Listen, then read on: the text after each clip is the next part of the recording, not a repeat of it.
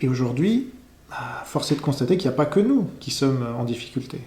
Moi, pendant les 9 ans où je ne veux pas en parler au passé encore, mais pendant les 9 ans où j'ai animé cette maison d'édition, où des auteurs m'ont fait confiance, et j'y reviendrai, il y a beaucoup de maisons qui ont fait faillite. Et c'est pas que à cause d'erreurs de gestion, ça on en commet toujours des erreurs de gestion, mais c'est vraiment parce que le contexte français est catastrophique. Là, si on peut s'arrêter 2 minutes sur le contexte économique, là vous avez par exemple, nous on vend quand même à distance aussi, la Poste a augmenté ses tarifs de 7% au 1er janvier.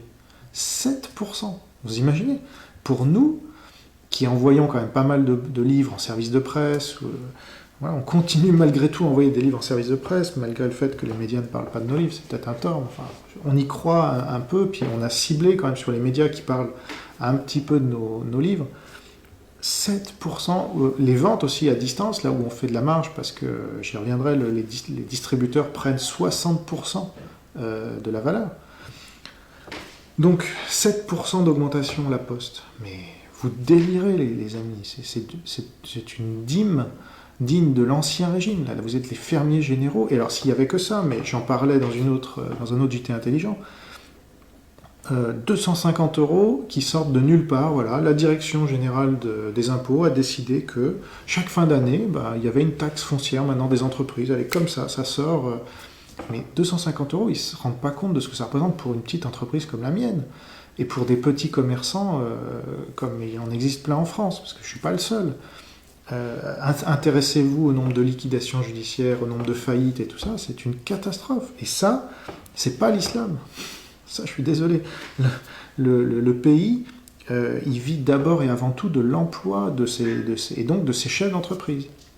Et donc ça, c'est la réalité à laquelle on est confronté H24, 7 jours sur 7, parce que moi, j'ai pas pris de vacances, ou un week-end par-ci par-là, mais voilà, là aussi, on travaille 7 jours sur 7. Bon, on l'a choisi, c'est notre vocation, très bien. Mais au bout d'un moment, on arrive aussi à une fatigue qui est compréhensible, dans laquelle, et puis tout s'accumule avec en plus les événements qu'on a tous vus ces derniers jours. Donc, que vous dire d'autre? Sinon que nous, on s'est battus pour nos livres, pour nos auteurs, qui nous avaient fait confiance. Parfois, de manière ingrate, certains se sont retournés contre nous. Alors là, c'est le lot commun, renseignez-vous aussi, de tout éditeur. Mais des fois, vu la manière dont on se bat pour eux, etc., c'est vraiment dur à avaler. Donc, voilà, par exemple, pour parler de choses concrètes, la Bible en BD non censurée de Jean-Pierre Petit, qui est notre plus gros pari de la maison. On a mis 17 000 € sur la table, donc c'est un truc vraiment énorme. On est à peine rentré dans nos frais, mais vraiment à peine.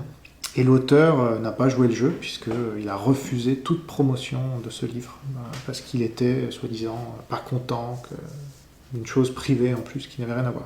Donc il a sabordé son propre travail, et il a sabordé en partie la maison que j'avais mise à sa disposition. Donc aujourd'hui, il nous demande par lettre d'avocat, voilà, je montre, une très belle lettre d'avocat, ça fait plaisir de recevoir des lettres d'avocat d'auteurs qu'on défend, mais contre leur propre intérêt, qui nous demandent de retirer le livre de la vente. Voilà. Et donc de priver, parce qu'on en a encore, je ne sais pas combien de centaines en stock, et donc de priver les gens de ce livre, qui est un livre formidable, qui est un livre d'évangélisation, selon moi, qui n'est d'ailleurs pas pour rien pour ma conversion au christianisme. Ça m'a amené sur le chemin parce que je me suis intéressé à la Bible, la vraie Bible, que personne ne lit plus, en tout cas les non-chrétiens.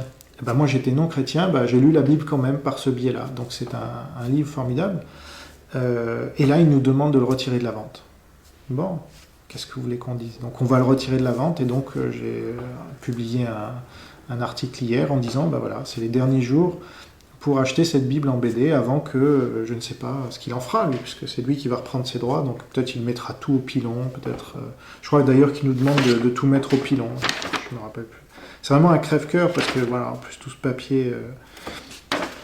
Mais qu'est-ce que vous voulez qu'on dise? Nous, au bout d'un moment, il y a des réalités, donc on ne peut pas se battre non plus contre les intérêts de l'auteur, hein, c'est un peu trop nous demander. Donc voilà, si vous voulez acheter ce livre, allez sur tatami.fr, vous avez quelques jours encore pour le faire.